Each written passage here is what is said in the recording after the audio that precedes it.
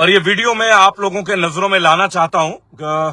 मुझे लगता है कि जिस तरह आईपीएस संजीव भट्ट, आप लोग आईपीएस संजीव भट्ट को भूले नहीं होंगे, जो एक ईमानदार ऑफिसर जो आज आजीवन कारावास की सजा को भुगत रहे हैं।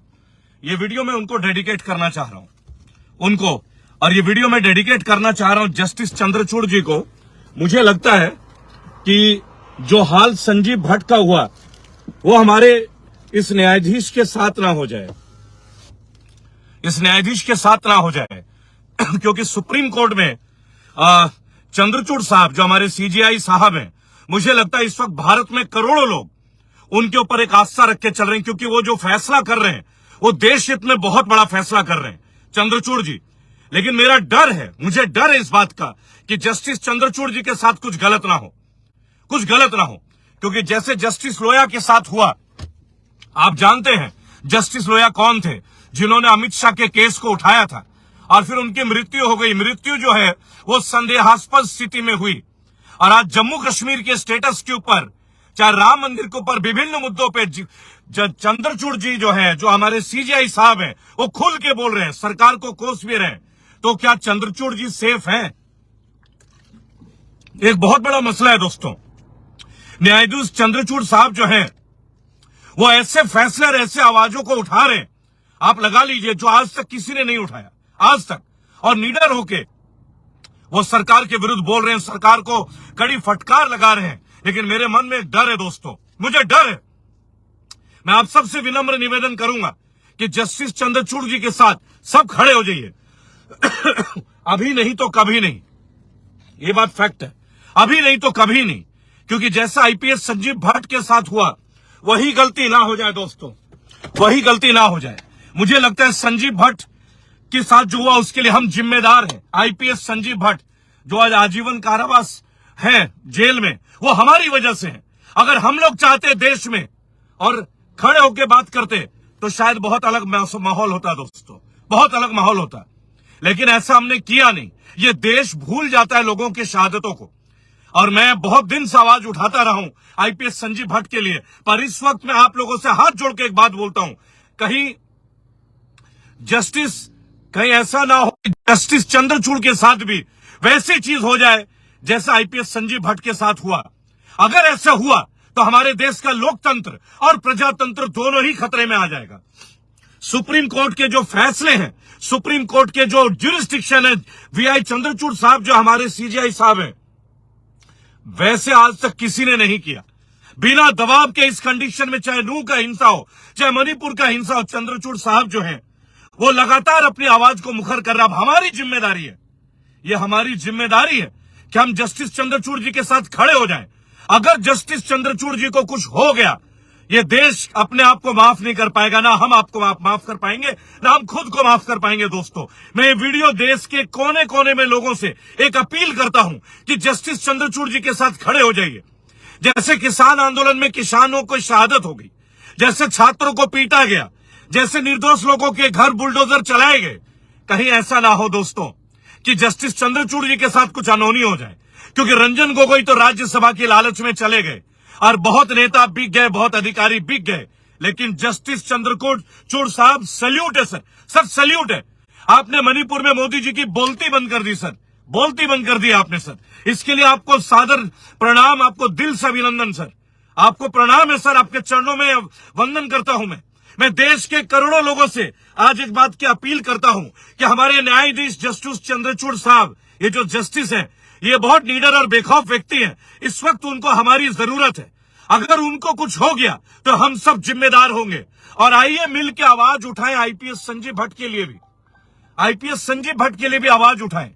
क्योंकि जो व्यक्ति आज जेल में सड़ रहा है वो कहीं ना कहीं हमारी बेरुखी का शिकार है। एक ईमानदार अफसर, एक आईपीएस, एक वीर मां का बेटा, श्वेता भट्ट के पति और 2 मासूम बच्चों के पिता, जिन्होंने अपने बच्चों को सालों से नहीं देखा, वो जेल में सड़ रहे निर्दोष होते हुए। मुझे लगता अब तो हमारी आत्मा जागृत हो जानी चाहिए। मैं लाइव आया हूं बहुत दिन बाद, क्योंकि मैं इन्वेस्टिगेशन कर रहा था। आप लोग जस्टिस चंद्रचूड़ के लिए तैयार रहिए। मेरी आत्मा कहती है कि उनके साथ कुछ गलत ना हो जाए, क्योंकि इस देश में गवाह है। आपने याद देखा होगा मेरे घर में कितनी बार पुलिस आई, कितनी बार। अब हर शिकारा की बारी है। आप देखिएगा, चूंकि मोनू मानेसर के विरुद्ध हर्ष शिकारा आवाज उठा रहा है, मेरा छोटा भाई हर्ष शिकारा, उसके साथ भी आप देखिएगा। अब वक्त है एकजुट होने का। 2024 के पहले कोई अनहोनी ना हो जाए दोस्तों। जस्टिस चंद्रचूड़ हमारे देश की स्वाधीनता को, संप्रभुता को, हमारी पत्रकारिता को, नीडर लोगों को, सबको जो है मतलब उन्होंने जीवित कर रखा है। आप समझ सकते हैं दोस्तों। तो मैं केवल एक बात बोलना चाहूंगा, अभी आप लोग सब समझिए इस बात को, यह बहुत आवश्यक है कि जिस तरह आईपीएस संजीव भट्ट और आज जेल में कहीं जस्टिस चंद्रचूड़ के साथ कोई अनहोनी ना हो जाए। मैं हाथ जोड़ के विनती करता हूं, सब एक साथ हो जाइए मेरे भाइयों, एक साथ हो जाइए। देखिए मैं कोई यूट्यूबर नहीं हूं, मैं कोई यूट्यूब नहीं करता हूं दोस्तों, है ना। मैं लाइव आता हूं आप लोगों के बीच में। हमारे को किसी तरह का कहीं कोई सपोर्ट नहीं है, लेकिन आप लोगों का सपोर्ट है, इसलिए पत्रकारिता को जीवित रखने का जी जान से प्रयास करते हैं।